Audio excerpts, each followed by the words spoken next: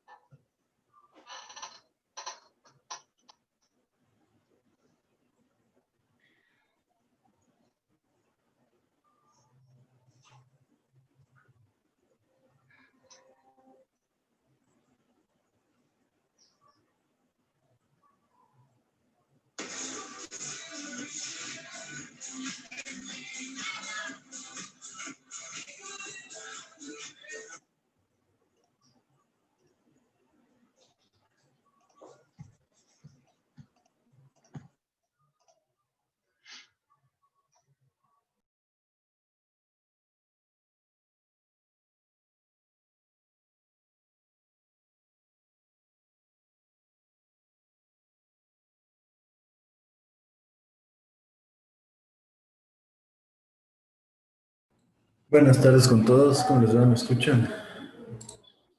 Sí, buenas buenos días, tardes. sí. Sí, sí. Chévere.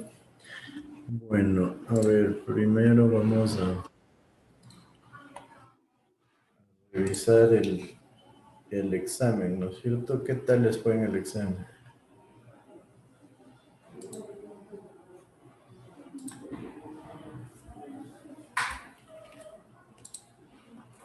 ¿Qué me dicen? Necesito feedback, ¿cómo les fue?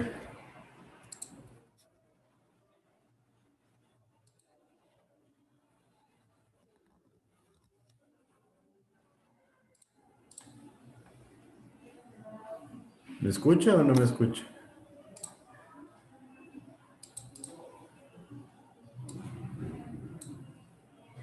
Sí, que sí se escucha. A ver, no tengo respuesta, por favor prendan todas las cámaras.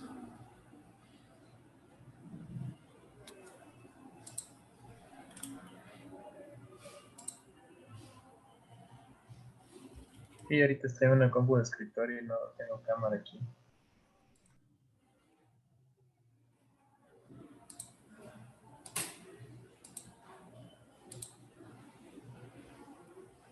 A ver, todavía tengo algunos que no prenden cámaras. A ver, Javier Sí, Boada, cuéntame tú cómo te fue en el examen, ¿qué pasó? Eh, sí, la teórica sí me fue medio bien. La práctica nomás. Estaba un poco confundido, pero creo que sí le saqué. No, no sé. Bueno, la teórica revisé, en líneas generales les ha ido bien, me parece bueno que hayan estudiado. En la práctica no he revisado mucho, por eso quiero saber qué me dicen ustedes, entonces, por eso la importancia de saber qué piensan. A ver, Christopher Capello, cuéntame tú qué tal te fue, qué, En la práctica, con la, perdón, no te escuché bien. eh, ¿en la práctica o en la teórica? ¿En las dos? En la teórica sí, sí me fue bien y creo que fallé solo uno. Y en la práctica, algunos criterios como que sí nos confundimos un poco, eh, al menos al momento de determinar el caudal, entonces por ahí creo que un poco fallamos, pero de ahí lo demás sí estuvo un poco más concreto ahí. Ya, bueno, entonces me parece que al menos en la teoría les fue bastante bien. Hagamos una revisión rápida de la teoría.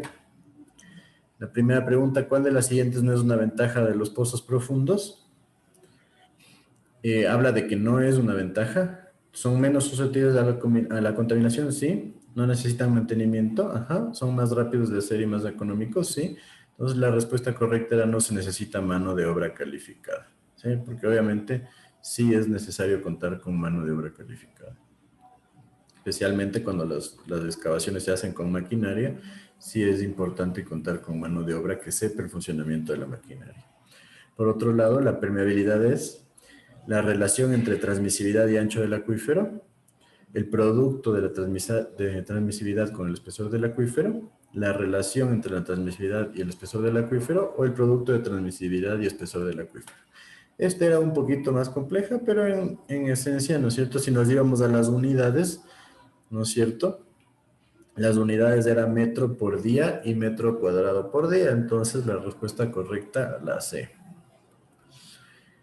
La cuarta, el caudal promedio del día de mayor consumo del año se le conoce como, en esencia esta está demasiado fácil diría yo, es el caudal máximo diario porque es el caudal promedio dentro de un día con mayor consumo en el año. De ahí el caudal promedio diario no sería porque es el promedio general, el medio horario no existe y el máximo horario no tiene nada que ver con el día, sino con la hora de mayor consumo. La quinta, dentro del índice de agua no contabilizada, ¿cuál de las siguientes se considera una pérdida física? Y hablamos en la primera, fugas de red, sí, las fugas que se producen en la distribución. La segunda, fugas en conexiones domiciliarias, ya cuando entra el agua a las viviendas. Y la tercera, fugas en tanques. Esta es la respuesta correcta. Las siguientes nos habla de la captación, entonces no es una respuesta a las fugas en la captación, no nos importa eso realmente dentro del agua no contabilizada. La captación se repite en la tercera opción y en la cuarta también, entonces por eso no eran correctas. La siguiente, que es la quinta, el Código Ecuatoriano de la Construcción recomienda la utilización de un caudal igual a ¿qué? Para la conducción de aguas subterráneas. El código nos dice que la respuesta es el caudal máximo diario más el 5%. La sexta, el diámetro mínimo para el diseño de la tubería en una captación de toma directa es, según la tabla o código, hablamos de una toma directa, no es correcta, en la tabla se utiliza para captaciones subterráneas. 100 milímetros o 10 centímetros tampoco es la correcta. 20 centímetros o 200 milímetros, como está en el código, es la respuesta correcta. ¿Sí? 15 centímetros no es correcto. La siguiente, que es la sexta, creo, la séptima, nos dice, el siguiente concepto, volumen de agua liberado por un metro cuadrado de base que hace descender un metro de la superficie pesométrica, ¿corresponde a qué término? De estas opciones, la correcta es la coeficiente de almacenamiento, ¿no es cierto? Esta era un poco compleja porque tendrían que ustedes hacer el análisis de el análisis de cuáles eran las otras opciones que hablábamos de capacidad específica, que es algo similar, ¿no es cierto? La transmisividad, que es la otra opción que ya estamos manejando arriba, que es la relación entre la multiplicación de la permeabilidad por el espesor o profundidad del acuífero, y la porosidad eficaz, que también era un concepto similar. Entonces, este sí podría haber sido una pregunta un poquito más complicada para determinar. Y la última me decía, ¿cuál es el diámetro mínimo para el diseño de tubería de un pozo profundo? 200 milímetros, no, este es para la captación superficial. 15 centímetros tampoco. 5 centímetros tampoco. Y según la tabla del código era la respuesta correcta, porque en un pozo profundo nosotros definimos el diámetro en función del caudal con una tabla dentro del código. ¿Sí? Entonces, ¿alguien alguna duda de lo que es el examen teórico? Ay, Ay, ¿Todos claros? Como veo que les fue bien. Parece que sí han estudiado para esto.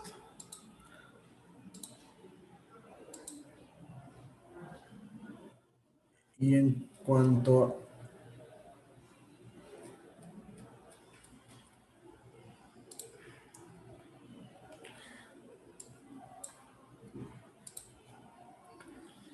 al examen práctico,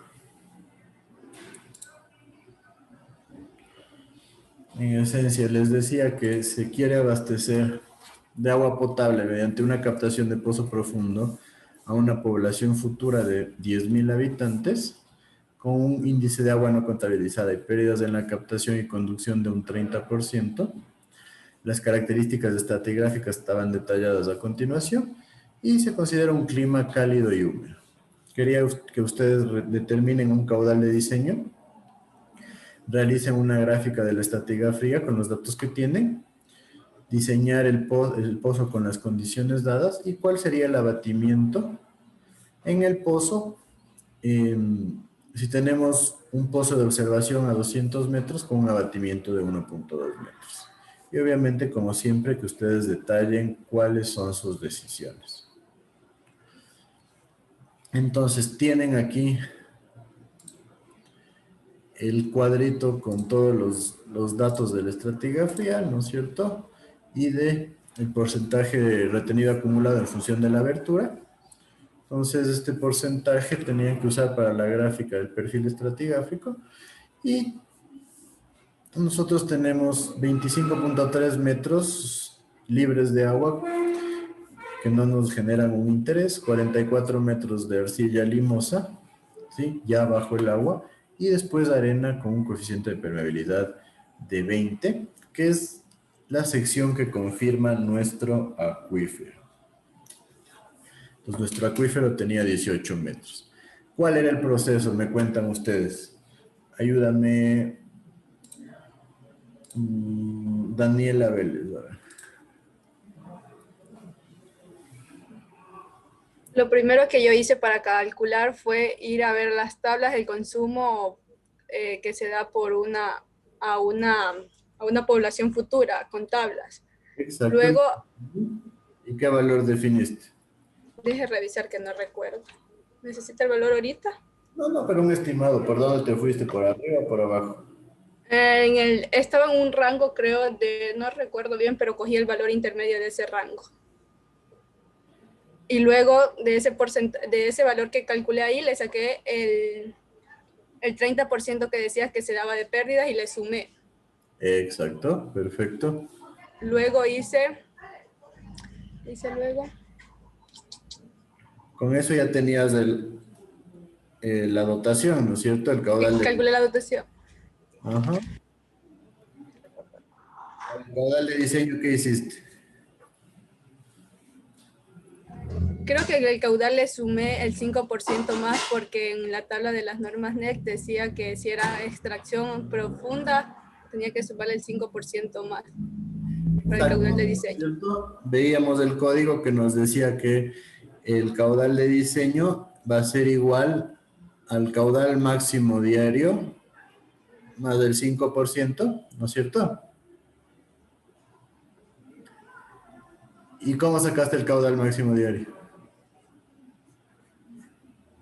Se calculaba con el de dotación más las pérdidas y ahí por un coeficiente que daba de 1 y 1.5 se multiplicaba por un coeficiente K, Exacto, un que dependía si era zona rural o urbana. Yo cogí el de urbana porque era una población extremadamente, yo consideré que era grande, por eso le tomé como urbana esa población.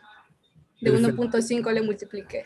Entonces ya teníamos el caudal de diseño, el primer punto, ¿no es cierto? Después, la estratigrafía, realmente hacer el gráfico, ¿no es cierto?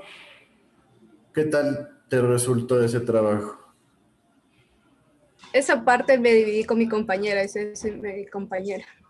Bueno, pues Sofía, entonces nomás. simplemente era generar el gráfico y en función del gráfico con la reglita que tenemos abajo, nosotros definir si era arena fina, arena media, ¿no es cierto?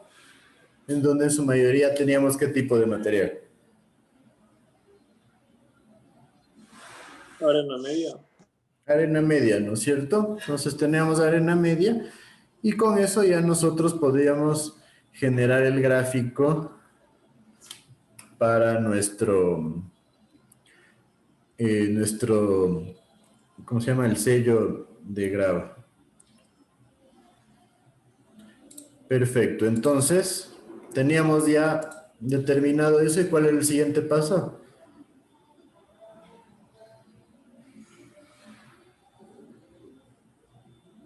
Simplemente generar las comprobaciones, las comparaciones, ¿sí? Que eran bastante básicas y definir cuál sería la longitud que iba a tener el tapón o el sello de grava, ¿sí? O empaque de grava también. Entonces, en esencia, ¿cómo definieron ustedes eso? A ver, cuéntame, Jefferson Boada.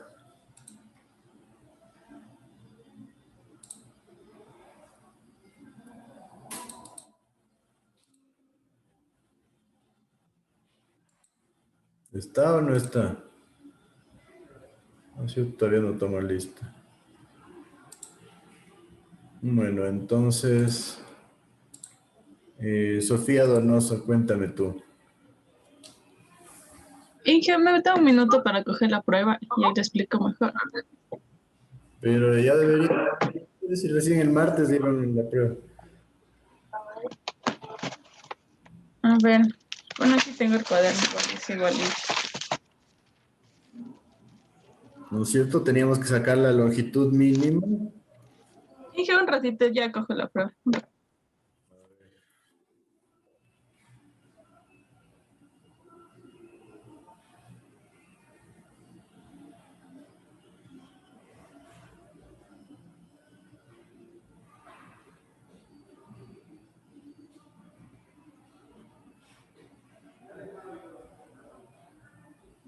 Ya, Inge.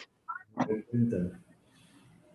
O sea, primero hicimos ese gráfico de la estratigrafía. De ahí mi compañera me pasó el caudal. Y de acuerdo a eso, a la tabla, creo que era la 13, determinamos el diámetro mínimo dependiendo del rango que nos daba nuestro caudal. Perfecto. ¿Cuánto usas de diámetro tú? De 400. 400 milímetros ya, y después. Ajá.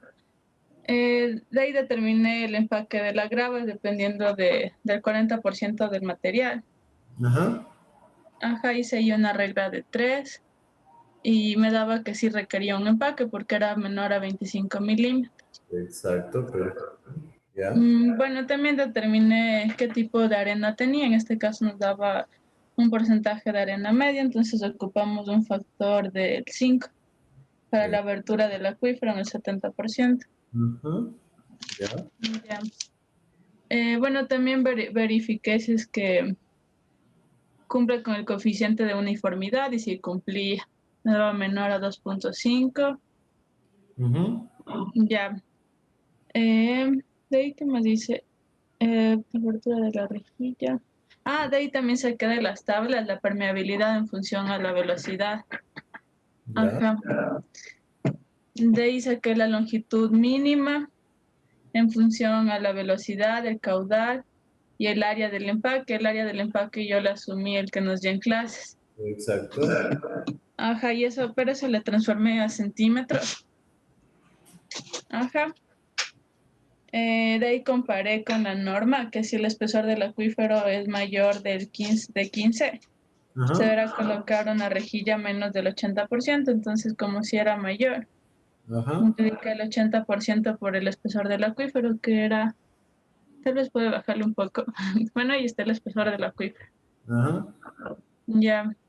De ahí ya hice el gráfico donde establecía la excavación.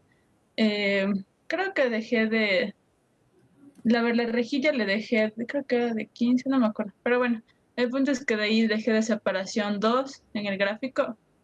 Es recomendado entre rejilla y rejilla en el nivel del acuífero. También asumí, para la excavación, asumí de 15 milímetros. En total me daba 700 de diámetro para la excavación, sumando los 400 que establecí. Perfecto. Ya de ahí con los datos anteriores, de ahí ya viene la otra parte que es de calcular el abatimiento del pozo. Exacto. ¿Y para el abatimiento qué usaste? Para el abatimiento del pozo necesitaba a ver, sí tenía la permeabilidad, tenía el diámetro, que ya establecí que era 0,2. Bueno, de ahí transformé el caudal. No, perdón, despejé de aquí, era el caudal. Había despejado la altura de abatimiento. Ajá. Vamos de altura. Realmente Ah, creo que estuvo bastante simple, un y poquito largo, pero si organizaban bien el trabajo, creo que estaba totalmente lograble. ¿Qué me dice? sí, y bueno, también comprobé el número de reino, creo que también había comprobado que era laminal y estaba ok. Y nada más. Perfecto. Entonces, creo que estuvo bastante lograble el examen, ¿no es cierto? No he Profe, revisado. disculpe una pregunta. ¿Perdón? Una pregunta.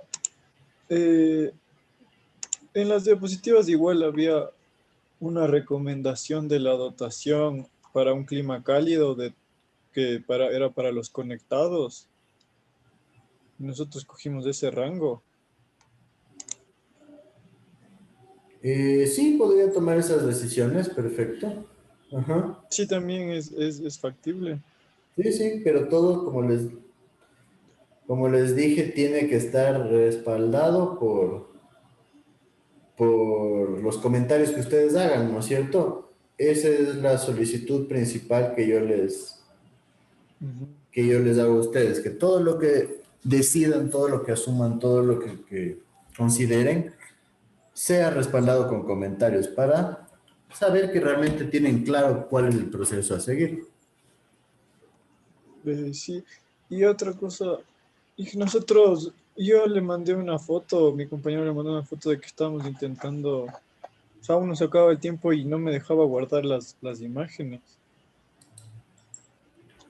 Y de ahí le enviamos, Habría porque que no, ver porque le enviamos faltando, o sea, digamos, un minuto después ya le enviamos a WhatsApp, y le mandé también la foto que se veía como, me salía como que no había cómo guardar.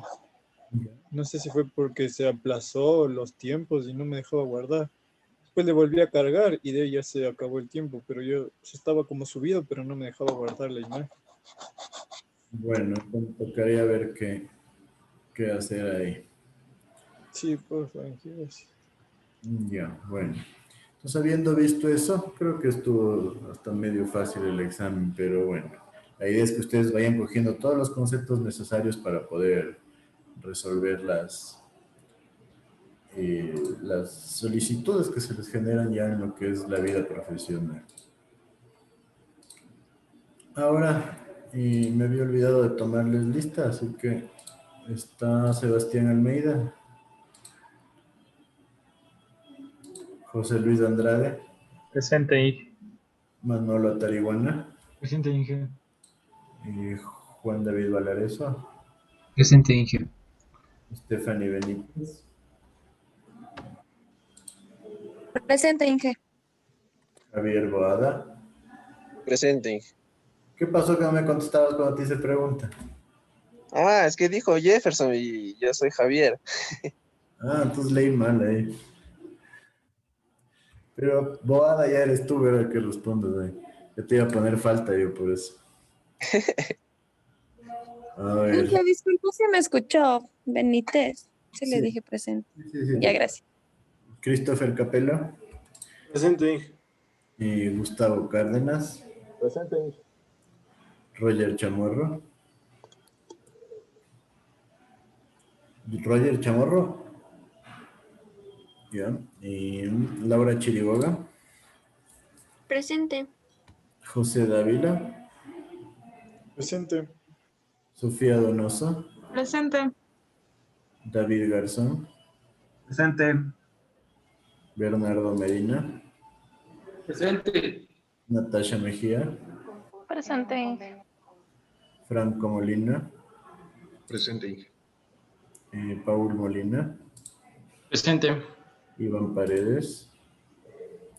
Presente, Inge. Jessica Peñafiel. Presente, Inge.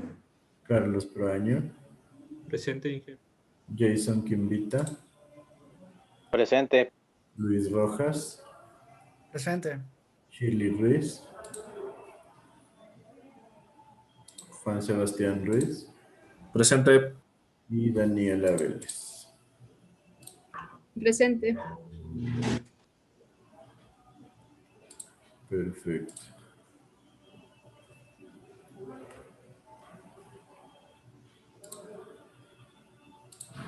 Entonces, vamos a continuar con la materia.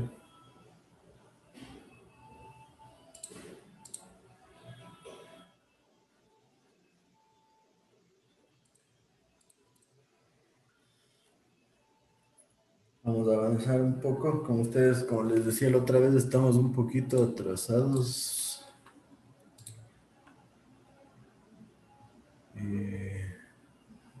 Sí, estamos una clase y media atrasados. Entonces, hay que meterle un poquito de acelerador para no necesitar una clase de recuperación, ¿sí? Entonces, vamos a continuar con lo que son sistemas de bombeo. Sistemas de bombeo más se enfoca en lo que es un repaso de lo que ya se ve en hidráulica aplicada. Entonces vamos a partir de ciertas consideraciones. En esencia, el objetivo principal es elevar el nivel de agua, ¿no es cierto? Y la línea de gradiente hidráulico. Nosotros utilizamos un sistema de bombeo cuando la planta de potabilización está a un nivel más alto que la obra de toma y obviamente no se puede generar un abastecimiento por gravedad. En muchos casos, especialmente en zonas costeras, se necesita un sistema de bombeo. Nosotros normalmente tratamos de no generar un sistema de bombeo por el hecho de que simplemente el proyecto se vuelve más caro. Entonces, si el proyecto se vuelve más caro, siempre va a ser más complejo y por ende nosotros tratamos de no contar con sistemas de bombeo, aunque en algunos casos ya no podemos evitar, por así decirlo. También existen casos en donde nosotros utilizamos sistemas de bombeo cuando hay tanques elevados. En esencia, ¿cuál creen ustedes que es la razón o creen que es preferible utilizar un tanque elevado para un sistema de abastecimiento de agua potable? ¿Qué me dice?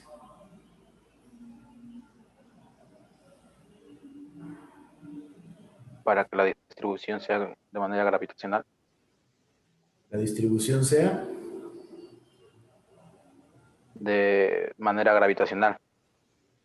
Sí, una forma de generar una distribución utilizando la gravedad a nuestro favor. Entonces, en ese caso, nosotros necesitamos subir el agua al tanque. Entonces, en muchos casos, aquí en el Ecuador no es tan común, sí hay, pero no es tan común, pero por ejemplo en Estados Unidos es algo bastante común. se lleva el agua hasta un tanque elevado y se produce la distribución a través del tanque, ¿no? De esa forma, nosotros tenemos, podríamos decir, una mayor facilidad del sistema de bombeo. ¿Por qué mayor facilidad? Porque en función de los volúmenes de regulación, nosotros ya podemos determinar qué caudal debemos bombear hacia el tanque o reservorio, ¿sí? Entonces es mucho más fácil calcular los tiempos que va a tener de funcionamiento la bomba. Mientras que si nosotros trabajamos con una distribución por medio de un sistema de bombeo, se vuelve mucho más complejo el abastecimiento porque la bomba va a funcionar dependiendo de los requerimientos ya del sistema. Entonces, lo más común es utilizar un tanque elevador, ¿sí? Que es abastecido por una bomba. ¿Sí está claro eso para todos?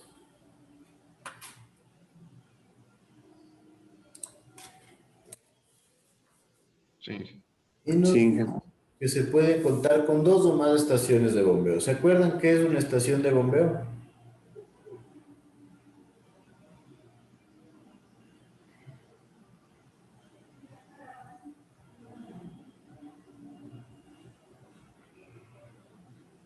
¿Qué me dicen? Es el sitio donde se encuentran las bombas y dispositivos de control.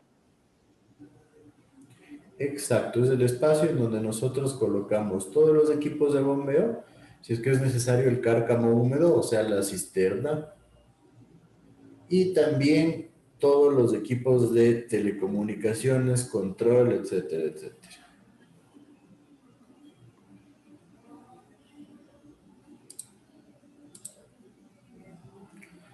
Entonces, como ya decíamos, esto lo veremos como un poco un repaso porque todo esto es materia de hidráulica aplicada. Pero en esencia, nosotros en nuestras estaciones de bombeo lo que tenemos son las redes de abastecimiento, más bien dicho, usamos estaciones de bombeo en redes de abastecimiento, en redes de alcantarillado, en sistemas de riego, en sistemas de drenaje y en plantas industriales. O sea, tiene un amplio uso dentro de lo que son los sistemas hidráulicos y por eso tenemos que tener en cuenta. Recuerden, en las estaciones de bombeo tenemos el lado de succión y el lado de impulsión. Simplemente, cuando tenemos una bomba de succión, el lado de succión es la parte donde se genera la presión negativa para que el agua llegue hasta la bomba. Y cuando tenemos bombas de impulsión, ¿sí? Todo se vuelve la zona de impulsión, que es la zona en donde nosotros generamos el impulso hacia el flujo.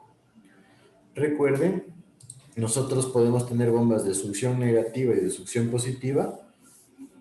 Succión negativa es cuando la bomba se encuentra encima de la cisterna o del reservorio. Succión positiva es cuando la bomba se encuentra abajo de la cisterna o reservorio. ¿Me dicen o se acuerda alguien cuál es la diferencia entre los dos? ¿Y por qué los dos se llaman de succión?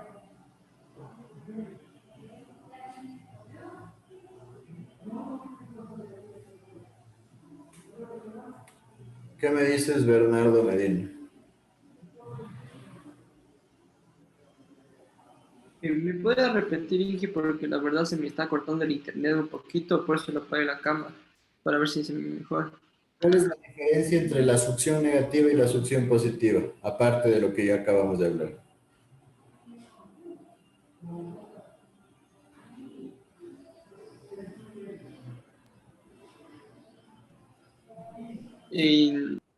Porque tienen a favor la gravedad. ¿Cuál? Sería la positiva. La succión positiva tiene a favor la gravedad, perfecto. Entonces el agua va a llegar por gravedad. Entonces, ¿por qué creen que se le llama succión?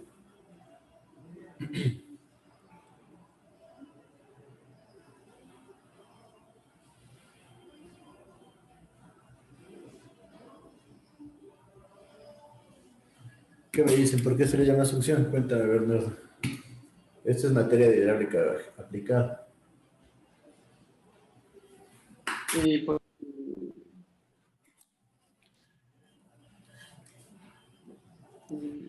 Espérame aquí. ¿Por qué?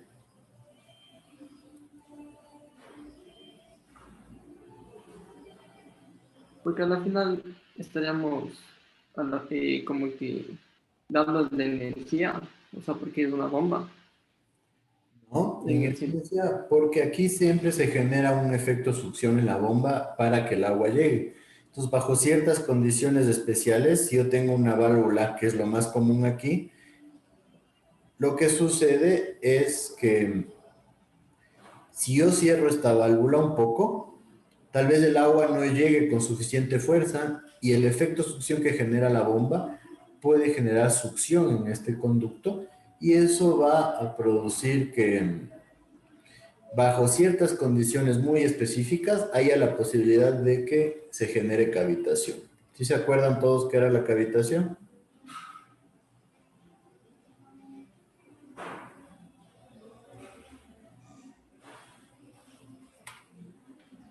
El choque de las burbujas El choque. contra la tubería. No. Cuando se supera la presión de vapor. Exacto, cuando se supera la presión de vapor en el agua. ¿Qué pasa o qué es la presión de vapor? Cuéntame.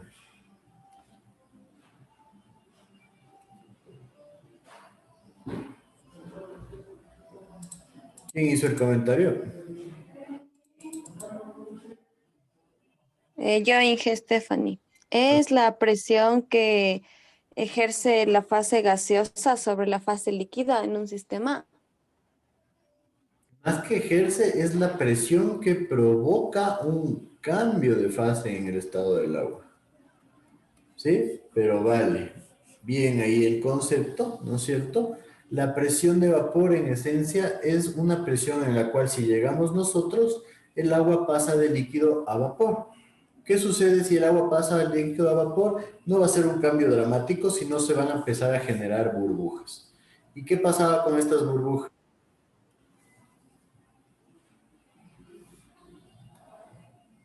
¿Implosionaban? Implosionan debido a la presión que genera el sistema, ¿no es cierto? En este caso la bomba. La bomba genera presión, genera altura de bombeo. Esto logra que las burbujas empiecen a implosionar porque la tendencia es que las burbujas se agarren a las paredes del conducto. Entonces la presión provoca que estas implosionen y si es que estas implosionan, en esencia lo que va a pasar es que se van a producir desprendimientos de partículas del material. Y también puede suceder eso dentro de los componentes internos de la bomba. Entonces, este es el fenómeno de cavitación. Entonces, ¿recuerdan? La carga neta positiva de succión disponible y requerida, ¿alguien recuerda qué era?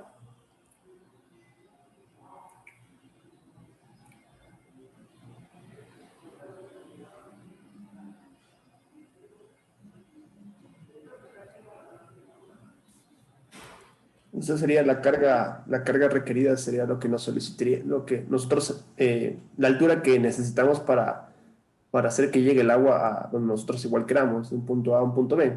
No, la carga neta positiva de succión disponible y requerida son las que,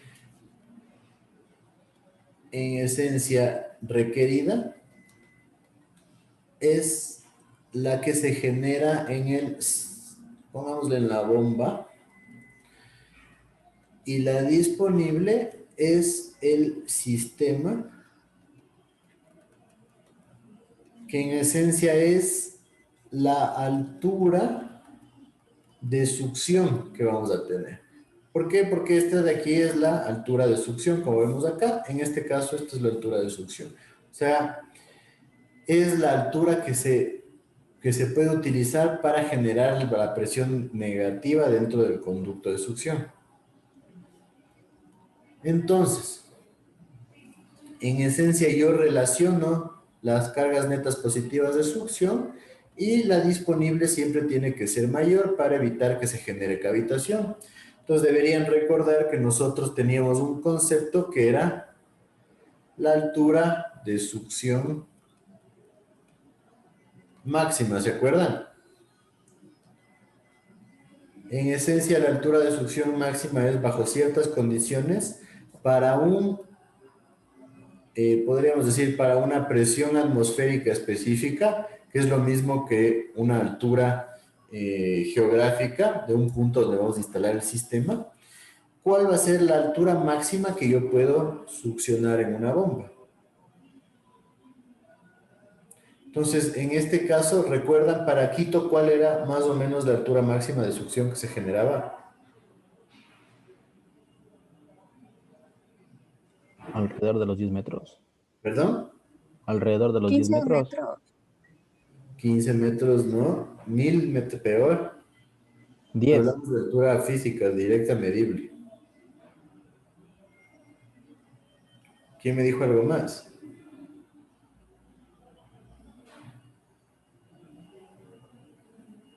¿Ah?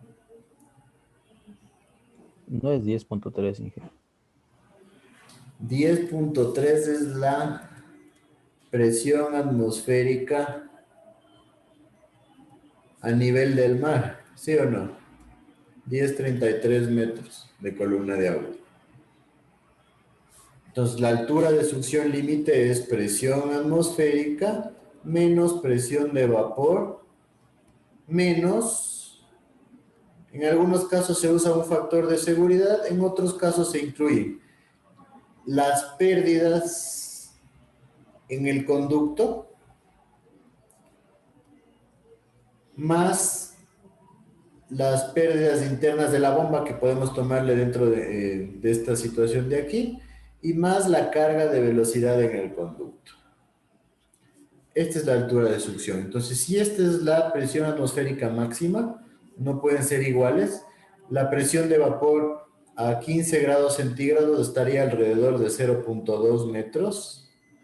Entonces ya tendríamos 10.33 menos 0.2 y menos esto de acá, que podríamos asumirlo tal vez en unos 2 metros o algo así. Por eso algunos utilizan un factor de seguridad que sea 2.5 o hasta 3 metros.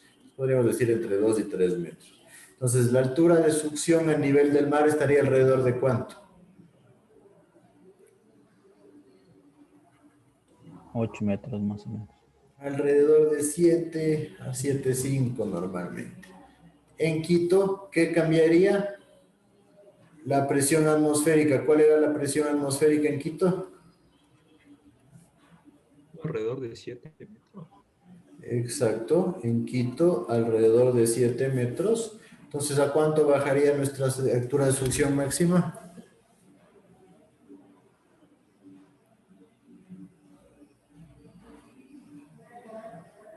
$10 menos 7, 3, alrededor de 4 hasta, podríamos decir, 5 metros. Entonces, como les dije, a manera de un recordatorio. ¿Sí va aclarándose, sí se van acordando? Sí. Perfecto, entonces, ¿no es cierto? Nosotros tenemos un sistema, a ese sistema le colocamos una bomba, se genera la altura de bombeo y después las pérdidas, CQ cuadrado. Estos son los componentes del sistema de bombeo. Esto también recordatorio, como todos ya lo deberían tener claro. Les puse igual, estos datos son interesantes, tienen coeficientes de Manning, Hazen-Williams y rugosidad absoluta para distintos materiales. Esto nos sirve para los conductos. Y aquí tienen varios coeficientes de pérdidas menores para determinar pérdidas menores. Esto les he puesto como una añadidura. Por si no se acuerdan, las bombas centrífugas, que son las bombas más típicas, tienen componentes principales, como lo vemos aquí, en donde el agua entra por esta parte y sale normalmente por arriba o de manera lateral en la parte de arriba. Y la parte principal, todo esto de aquí son componentes mecánicos. Esta sección de acá es la que nos interesa, en donde tenemos los álabes, que son estas a manera de aspas, y el rodete, que es el que contiene los álabes. Entonces, ¿qué sucede? El rodete gira, los álabes meten agua dentro del rodete y esto genera la impulsión del flujo. La voluta es el espacio alrededor del álabe en donde está circulando el agua. ¿Sí? Pues en esencia, este es el concepto más básico de una bomba. Tiene un sistema de drenaje. ¿Para qué nos sirve el sistema de drenaje? Pues para generar una purga dentro de la bomba ¿Y se acuerdan ustedes del concepto de cebado de una bomba? ¿A qué se refiere?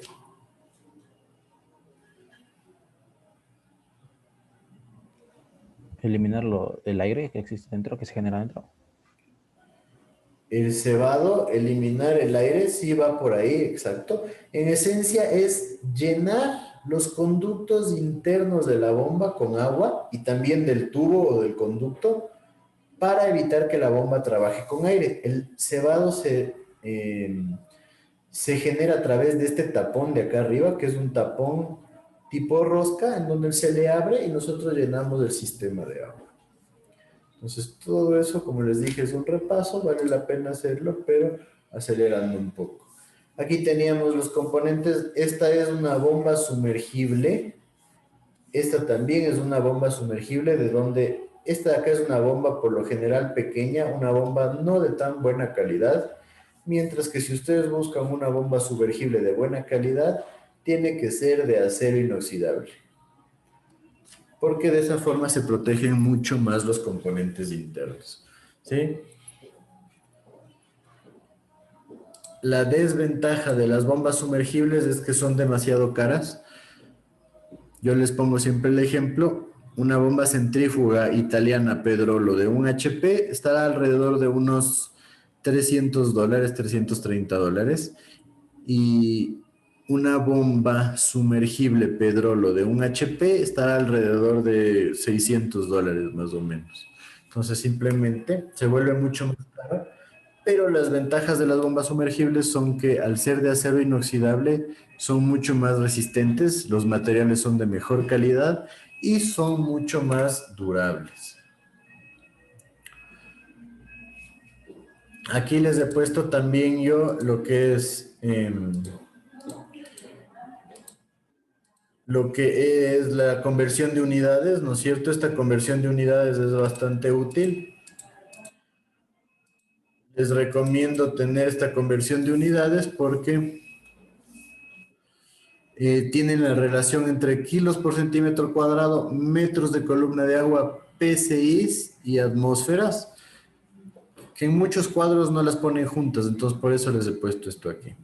Y yo les daba el criterio de el metro de columna de agua. Un metro de columna de agua nace del concepto de generar un cubo de 1 por 1 por 1 que estaría lleno de agua. Entonces este cubo genera una presión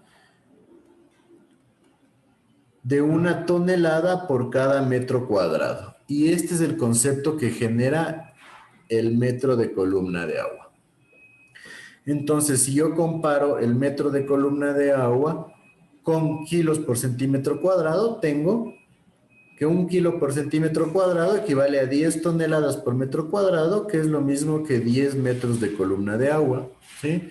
O por otro lado, 1 metro de columna de agua es igual a 0.1 kilos por centímetro cuadrado. Les repito esto porque créanme que a veces hay un montón de dudas respecto a esta unidad. Teníamos las líneas características. ¿Se acuerdan para qué nos sirven las líneas características de una bomba?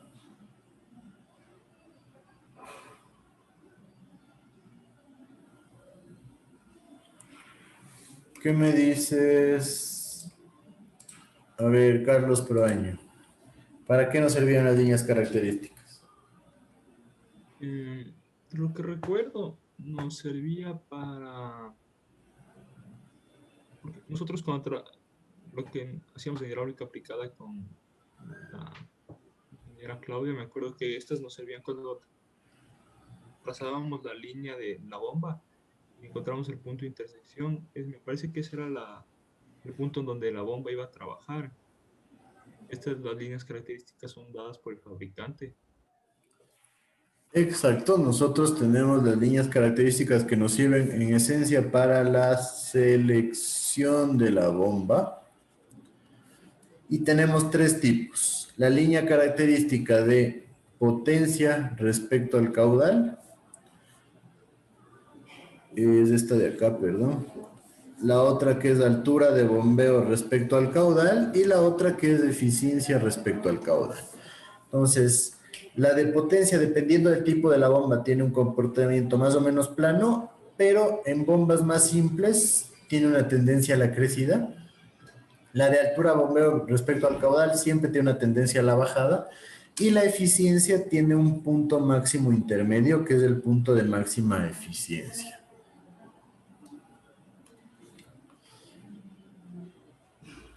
¿Sí? Pues normalmente tiene un esquema así dado por el fabricante, y el fabricante suele colocar el diámetro de la bomba, la velocidad de rotación del impulsor y el modelo de la bomba dentro de su gráfica de líneas características.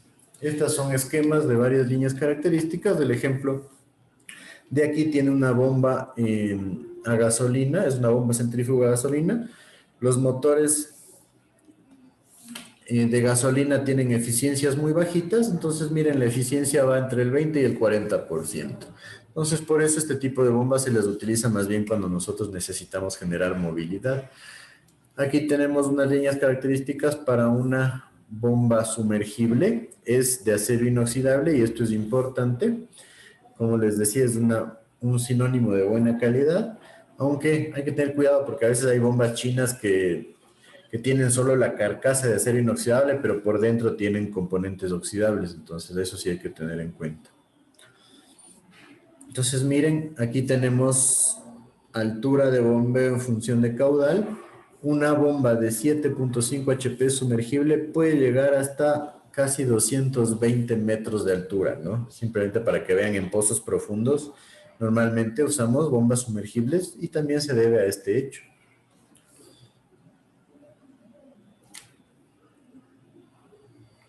Aquí tenemos otras curvas características en función de distintos tipos de bombas. Las leyes de afinidad simplemente nos sirven para generar las curvas de los fabricantes. Entonces, en esencia, las leyes de afinidad nos sirven para hacer este gráfico de aquí. Esta es la misma bomba variando el diámetro del impulsor, ¿sí? Entonces, si variamos el diámetro del impulsor, nosotros podemos tener diferentes comportamientos en la bomba. Entonces, esto se logra con las leyes de afinidad.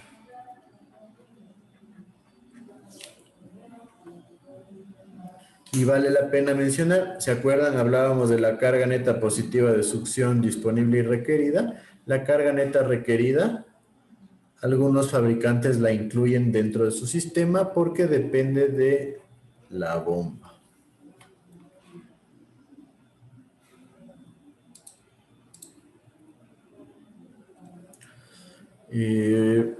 Bueno, aquí les sigo poniendo líneas de energía en donde nosotros tenemos sistemas de bombeo en serie y en paralelo.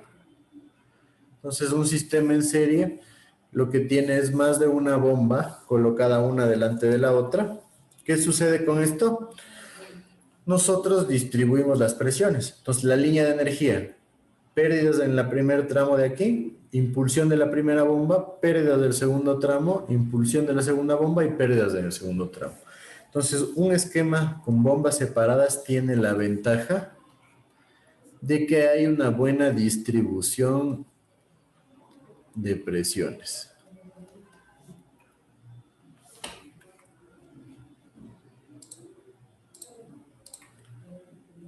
¿Cuál es la diferencia respecto a esta de acá? ¿Alguien recuerda cuáles serían las ventajas? Es un sistema de bombeo en serie, pero con dos bombas juntas. Miren, las presiones se distribuyen de una manera un poco menos adecuada, podríamos decir. Tenemos mucha presión en un sitio y poca presión en otro sitio. ¿Cuál es la diferencia y cuál es mejor de los dos sistemas? ¿Recuerdan alguien eso?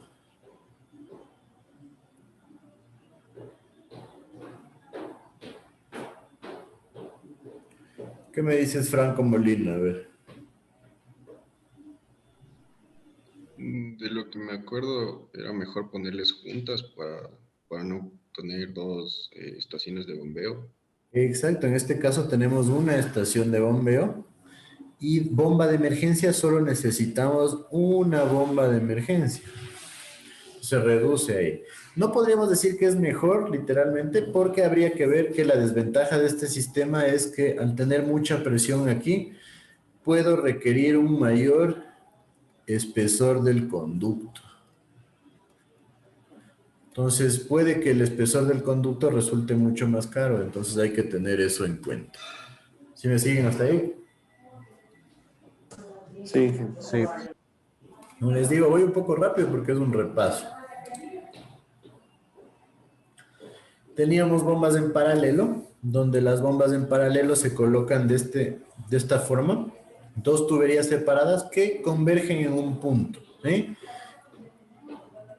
Entonces, si tenemos dos tuberías que convergen en un punto, este es un sistema en paralelo, de donde la recomendación es que las bombas y los conductos sean iguales para evitarnos problemas del funcionamiento del sistema de bombeo. La línea de energía tenemos pérdidas, la impulsión de la bomba y lo que es ya las pérdidas en el otro conducto. Ahora, estos sistemas en paralelo, si es que una bomba deja de funcionar, la otra tiene que ser capaz de funcionar por sí sola. Esto se ve aquí en las líneas de energía, ¿no es cierto? La bomba sola puede abastecer al reservorio B. ¿Se acuerdan cuáles eran los objetivos de los sistemas de bombeo en serie y en paralelo?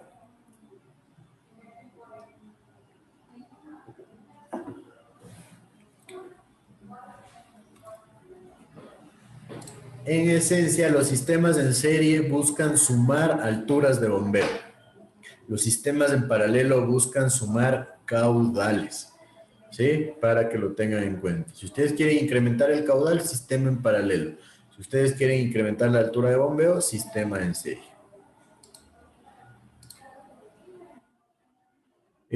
Bueno, ya me he pasado de las 12, tomémonos unos 5 minutos ahorita.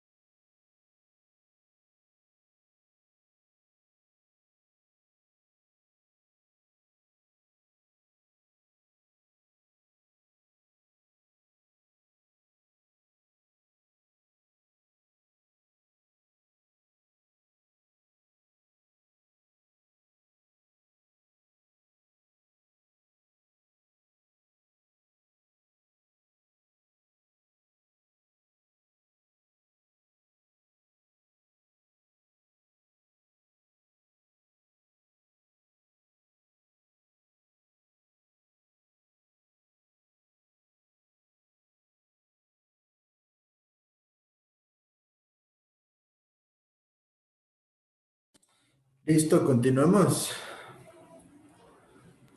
Inge, una cosita antes de continuar. ¿Perdón? Una cosa antes de continuar. Tal vez era posibilidad de acabar unos 5 minutitos antes, por lo que tenemos examen con el ingeniero Celia a la 1. Bueno, tratemos de apurarnos para darles tiempo. Gracias, Inge.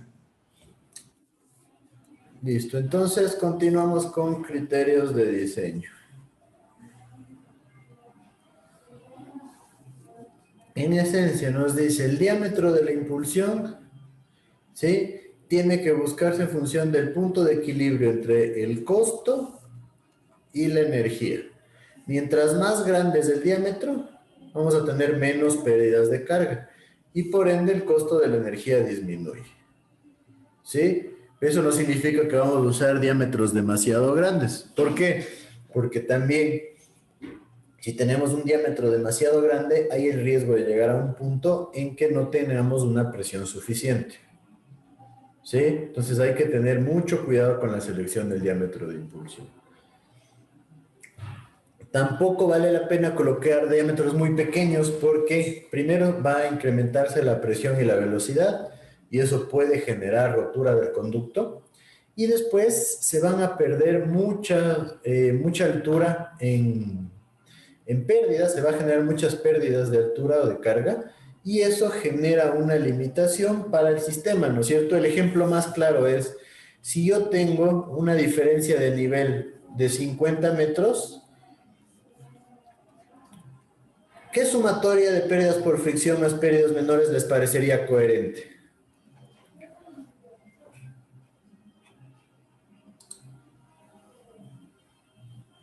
Unos 2 metros, tal vez, no.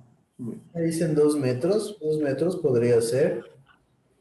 Tal vez entre 2 hasta unos 7 metros podría ser. 1 metro también podría ser. Pero, ¿qué pensarían ustedes si las pérdidas les dan 60 metros? Ahí sería de agrandar el diámetro. Muchas pérdidas tendríamos. No llegaría el agua. Exacto, demasiadas, ¿no es cierto? No va a llegar el agua, no sirve el sistema. Y si las pérdidas nos dan 30 metros,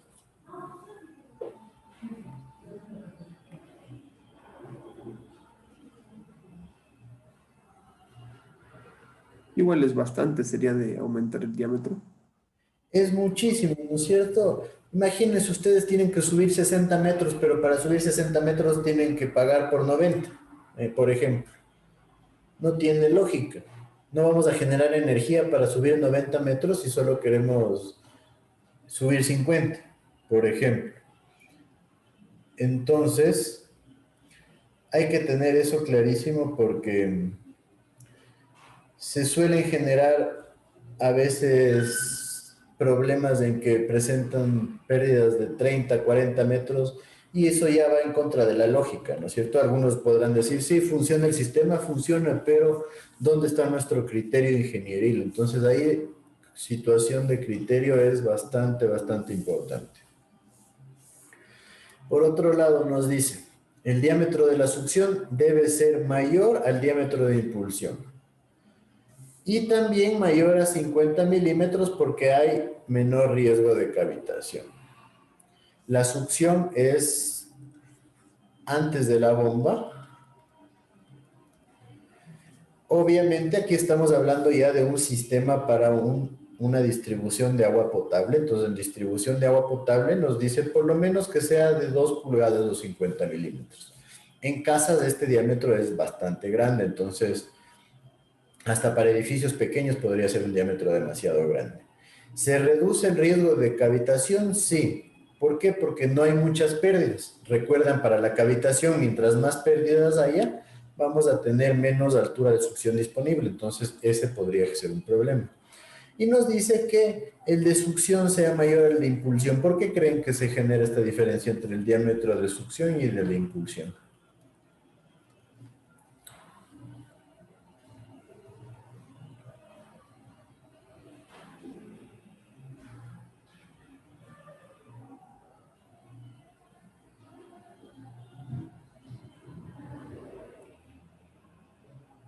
¿Qué me dice?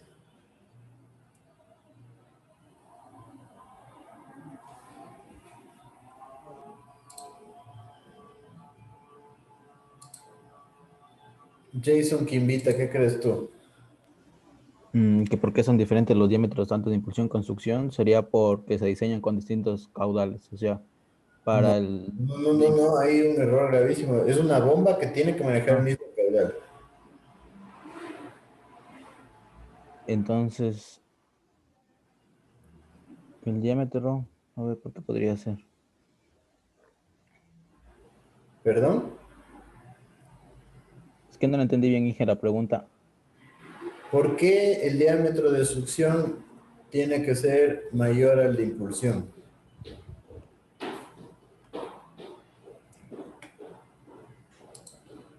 Según lo que yo leí en las diapositivas que habíamos presentado antes, era porque se diseña para el caudal de impulsión, de impulsión se diseña con el caudal de máximo consumo diario.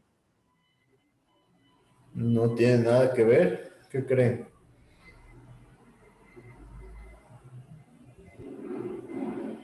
¿Qué otra situación crees que se genere ahí? Puede ser por las pérdidas.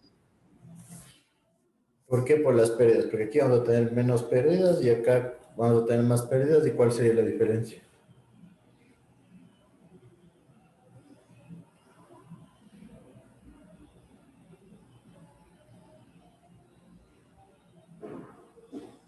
¿Qué me dice? O sea, tal vez podría ser las pérdidas de presión.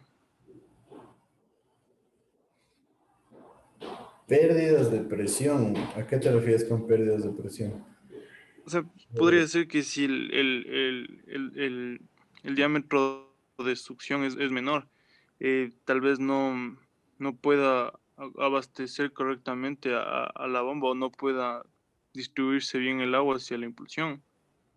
Exacto. Nosotros tenemos un punto crítico en la succión. ¿Qué sucede? Si el agua no llega bien en la zona de succión a la bomba, el agua no va a poder ser impulsada bien. Entonces, cuando nosotros generamos succión en un conducto más grande, primero la velocidad en el conducto va a ser menor. Y después podemos generar un ingreso más fácil o más suave del agua hacia la bomba. ¿Sí? Entonces se vuelve mucho mejor que tengamos menor velocidad en la succión para que en la impulsión se genere una mayor presión y una mayor velocidad. Entonces esa es la razón de que nosotros tengamos un diámetro de succión mayor. Además de que al ser menores las pérdidas va a ser mucho más fácil que llegue el agua a la bomba. Yéndonos a un punto crítico, si el diámetro de succión es muy pequeño, va a haber muchas pérdidas y la bomba va a tener que sobreesforzarse para que llegue el agua. Entonces hay el riesgo de que no llegue suficiente agua y por eso no se abastezca bien a la impulsión. Entonces una recomendación bastante típica es que el diámetro de la impulsión sea mayor. En algunos casos se permite que sea igual, pero es preferible que sea mayor. ¿Sí está claro ahí? Y esto no generaría como que cambios en el caudal al tener menor diámetro. Es que es un tubo y en un tubo solo hay un caudal, pues no hay dónde vas a meter otro caudal. ¿Sí o no?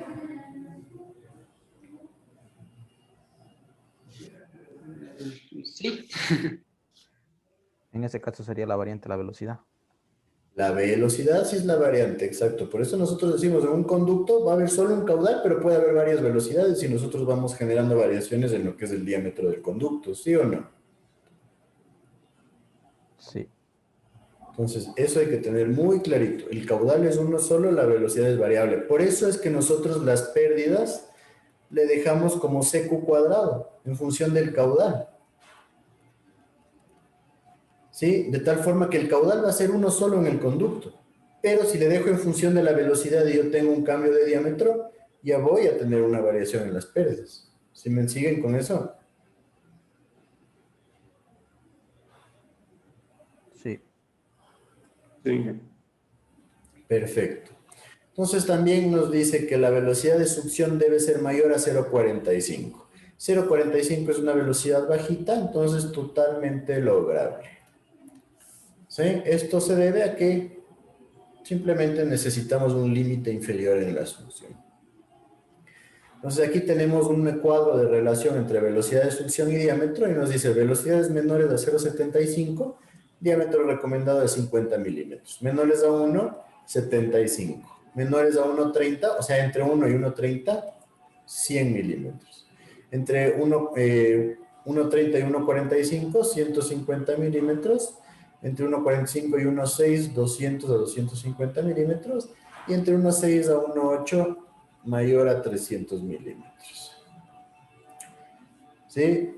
Esto en esencia va de la mano con mantener un conducto lo suficientemente grande para la velocidad que se va a generar.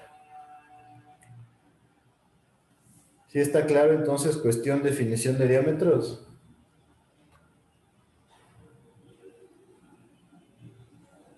¿Sí? Sí.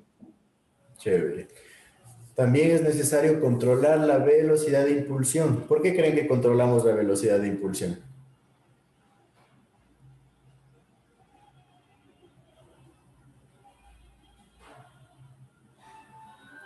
Ya sea para evitar que se sedimente o para que, causar daños en la tubería, evitar daños en la tubería. Exacto, ¿no es cierto? Generamos dos límites, normalmente uno menor para evitar sedimentos, ¿sí? A veces algunos autores recomiendan 0,8 metros por segundo. Yo preferiría dejarle en 1, porque 1 es una velocidad típica dentro de conductos. Y máximo 6 metros por segundo. 6 metros tal vez en algunos casos podríamos decir que es un poco alto, porque 6 metros por segundo ya genera bastantes pérdidas, genera bastante presión y es una velocidad altísima. ¿No es cierto? Si nosotros sacamos una carga de velocidad con 6 metros por segundo, ¿cuánto nos da? 36 sobre 19,62.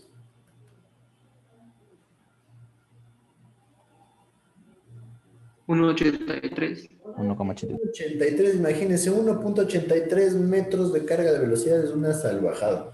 ¿Sí? Entonces hay que tener en cuenta que en estos casos el conducto tiene que ser mucho más resistente y tiene que tener un espesor más grande. Entonces normalmente yo diría este límite es un poquito alto. Para centrales hidroeléctricas se utiliza un límite de 6 a 7 metros por segundo. Ya en conductos a presión de centrales hidroeléctricas. Entonces eso también consideren. Y esto se debe al golpe de ariete, sí, por un lado, y por otro lado, que puede volverse demasiada cara la tubería por los espesores que van a ser más grandes. Por eso esta recomendación de aquí que nos dice lo recomendable es velocidad entre 1 a 2,5 metros por segundo, tal vez llegar hasta 3. Si no, se vuelve demasiado caro lo que es la conducción.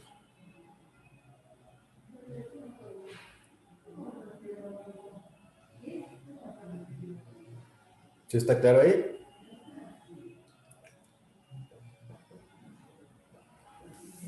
¿Recuerdan ustedes cómo era la ecuación típica de altura de bombeo que veíamos en hidráulica aplicada?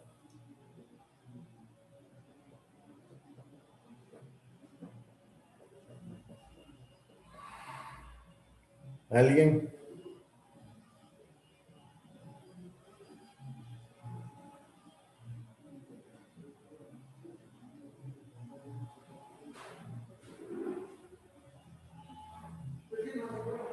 La ecuación típica de altura de bombeo era delta Z más CQ cuadrado. Delta Z es la variación de nivel y CQ cuadrado las pérdidas. En esencia, esta es la ecuación básica para la descarga en un tanque. Delta Z más CQ cuadrado. Y si es que nosotros tenemos descarga libre, ¿qué significa descarga libre?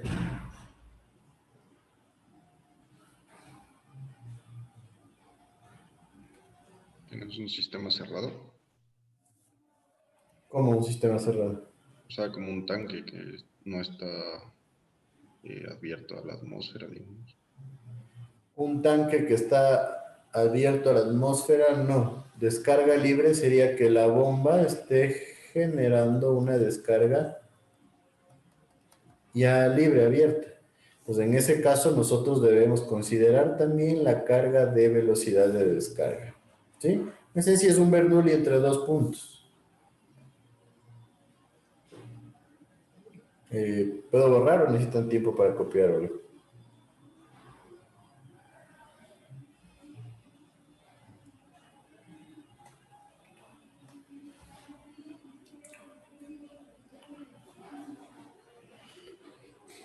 La potencia de la bomba, o potencia de bombeo, perdón, primero potencia de bombeo, es peso específico por caudal por altura de bombeo, la ecuación básica de potencia. ¿Cuál es la diferencia entre la potencia de bombeo y la potencia de la bomba? ¿Qué me dice Juan Sebastián Ruiz?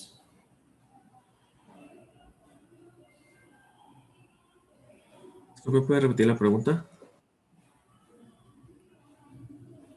¿Cuál es la diferencia? A ver, quiero que aprendan otra vez las cámaras, no sé si están estudiando o qué.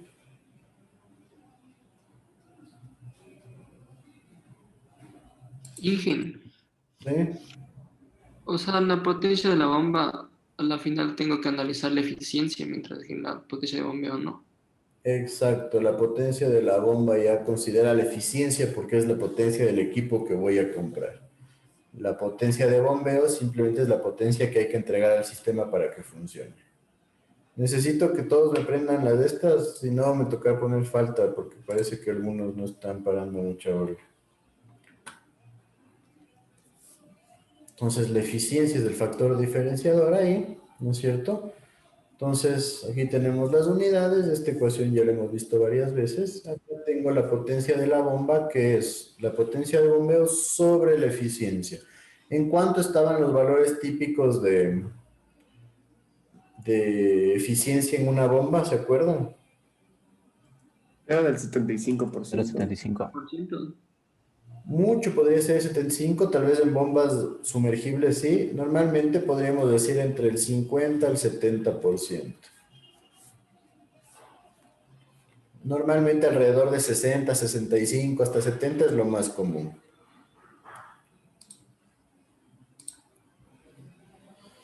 Nuevamente aquí les pongo las curvas, ¿no es cierto? La curva del sistema es la curva que representa los requisitos de bombeo del sistema.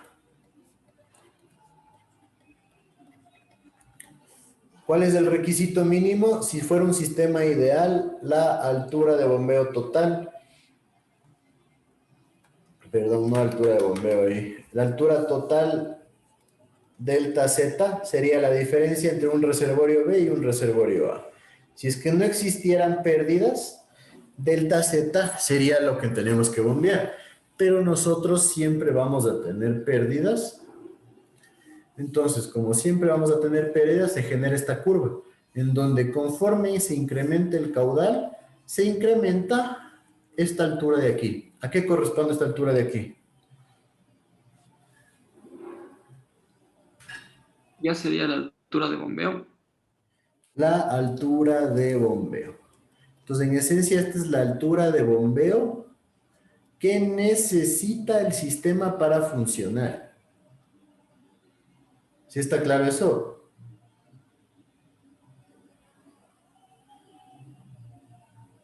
¿Sí me siguen con ese concepto? Sí. Esto ya era hidráulica aplicada, entonces tenemos que verlo medio rápido. Entonces, esto es lo que necesita el sistema para funcionar. Y nosotros debemos abastecerle con la bomba. ¿Sí? Entonces, esta altura de bombeo va a ser igual a delta Z más CQ cuadrado, la ecuación que acabamos de ver. ¿Sí? Entonces, en esencia, aquí tenemos como la altura total. Aquí hay una fallita en esta ecuación, pero es más, aquí me falta un más. Esto corresponde a pérdidas por fricción y esto pérdidas menores.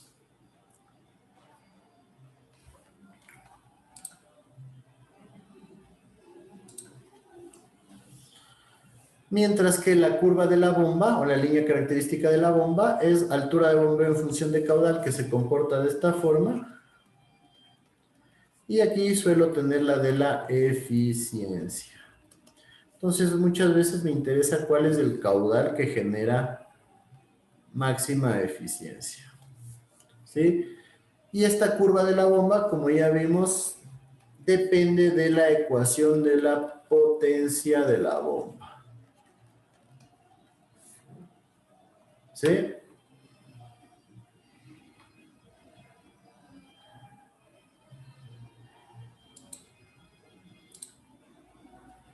El punto de operación, tal como mencionaba uno de sus compañeros, es el punto de equilibrio en donde tenemos la curva del sistema y la curva de la bomba. Este es el punto de operación o el que representa el caudal óptimo de operación.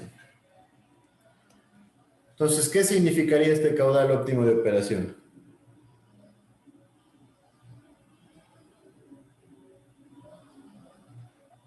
Sería el caudal donde tenemos más eficiencia de la bomba. No, la eficiencia está cerca al punto de máxima eficiencia, pero no es necesariamente el punto de máxima eficiencia, pero sí va a estar cerca, correcto. ¿Pero qué representa en el sistema? El punto donde yo voy a poder llevar más caudal a menor cantidad de pérdidas. Podría ser. No. Esta curva de acá es lo que necesita el sistema y esta de acá es lo que da la bomba. ¿Qué significaría eso?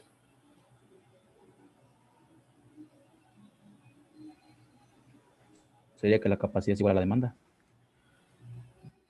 Va por ahí. No ese es el concepto, pero en esencia, lo que el sistema necesita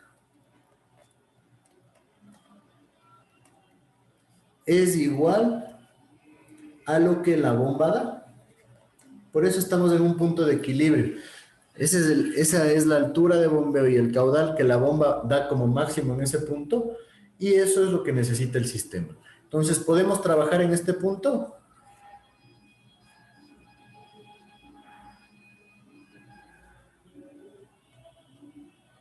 ¿Qué me dicen? Sería el punto mínimo. No, este punto es el punto máximo al que podríamos trabajar en el sistema, pero normalmente es preferible trabajar un poquito más abajo por seguridad, ¿no es cierto? Y una pregunta. ¿Por qué si es que en la gráfica anterior, por qué si es que aumento el caudal me disminuye la eficiencia de la bomba? ¿Es por las pérdidas? No por las pérdidas, porque esta es la eficiencia de la bomba. En esencia, ¿qué pasa? La bomba funciona rotando. Si la rotación del rodete es muy bajita, no va a ser muy eficiente. Si la bomba empieza a rotar a una buena velocidad, va a ser mucho más eficiente. Pero si la bomba empieza a rotar demasiado rápido, va a bajar la eficiencia con la que trabaje. ¿Sí? Entonces ya eso es un dato o una situación completamente mecánica. ¿Sí? Entonces así se comporta la eficiencia. Dependiendo del tipo de funcionamiento, podrá ser así. En algunos casos podrá ser súper planita, en otros casos un poco más alta, en otros casos un poco más variable, ¿sí? En otros casos inclusive así. Entonces, eso depende ya del sistema mecánico propiamente dicho. ¿Sí está claro ahí? O sea, siempre cuando le ponga full caudal, la eficiencia va a bajar, pero esto es debido a el funcionamiento de la bomba. Exacto. Cuando le sacas la madre a una máquina, no te va a funcionar a mejor eficiencia. Todas las máquinas tienen un punto de máxima eficiencia, que es el punto como que de diseño perfecto al que se le hizo el diseño del equipo. Entonces hay que tener clarísimo que eso depende ya de realmente el funcionamiento del mecanismo, o sea, la mecánica del equipo. De ahí existe este concepto del estrangulamiento, ¿no es cierto? Que nos dice, cuando se cierra la válvula para incrementar las pérdidas, ¿sí? Normalmente se utilizan válvulas de compuertas. Nosotros tenemos una altura neta positiva de succión. Sabemos que para evitar la cavitación, la carga neta disponible tiene que ser mayor a la requerida, ¿no es cierto? De donde la requerida dijimos que lo da el fabricante. Entonces, el estrangulamiento simplemente va de la mano. ¿Qué sucede cuando nosotros queremos obligar a que se generen pérdidas? ¿Creen que bajo algún concepto es necesario esto?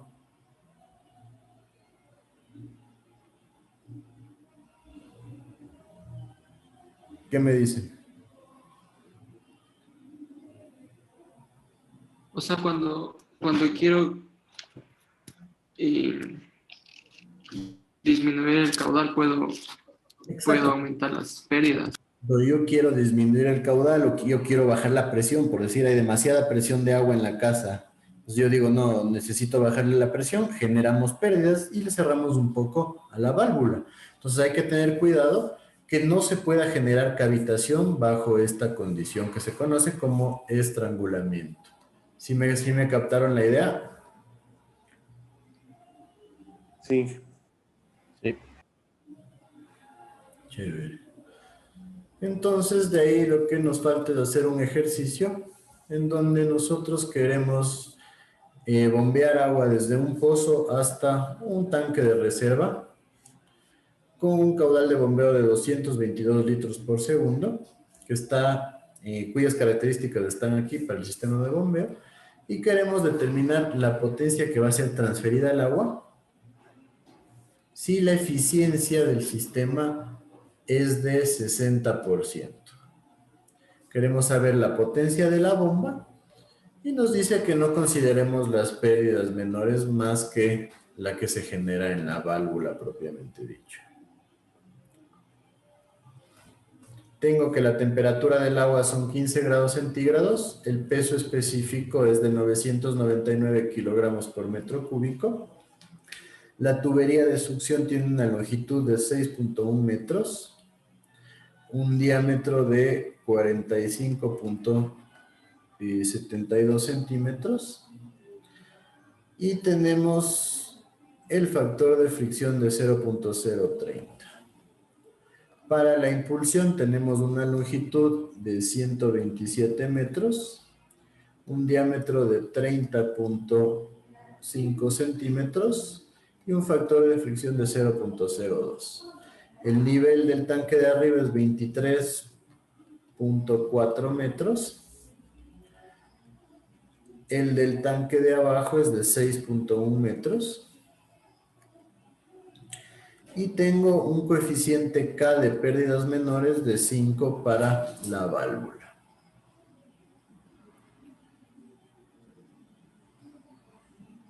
Y es que no sé si es que le entendí mal antes, pero no decía que el diámetro de succión tenía que ser mayor o menor. Mayor. Mayor, siempre debe ser mayor, ¿verdad? Es la recomendación, sí. 45 centímetros acá y 30 acá. Estos variantes son porque el diámetro estaba en pulgadas originalmente.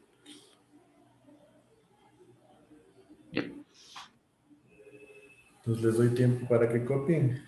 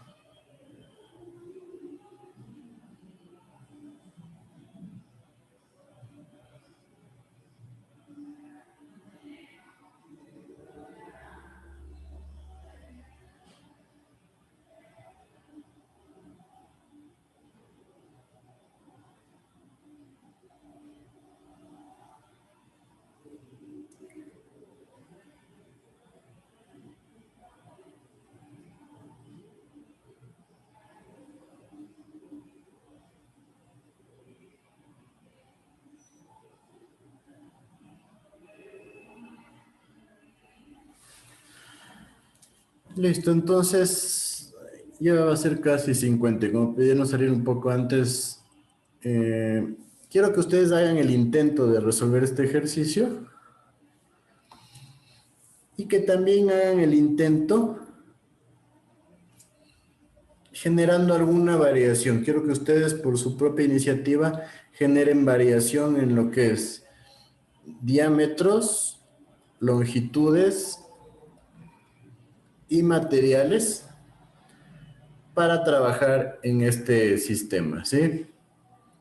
Entonces eso quedaría para el día martes, que lo suban al área de consultas y ahí conversamos y acabamos de resolver el ejercicio. ¿Sí está claro? Sí. Listo, entonces cópienlo por favor.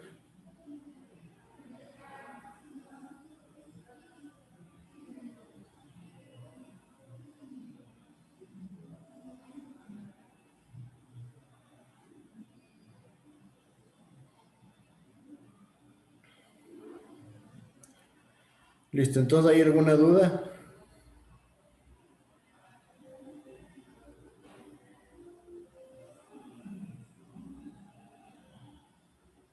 Inge, a ver, variamos el diámetro, la longitud y el último que dice, el material. Material, quiero que generen alguna variación de todos esos componentes para ver cómo se afecta nuestro sistema. Sí. Y para evitar cualquier cambio, también que cambien ustedes el caudal. Sí, vamos a incrementarle un poquito el caudal a ver qué se les ocurre. ¿Alguna otra duda?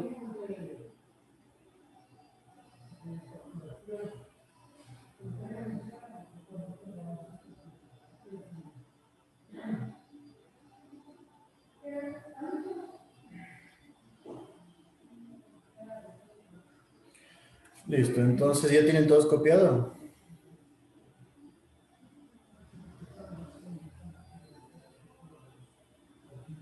Sí. Listo. ¿Alguna duda, alguien que no esté en lista? Bueno, entonces un buen fin de semana. Ya nos vemos el siguiente martes. De igual manera, gracias, Inge. Gracias.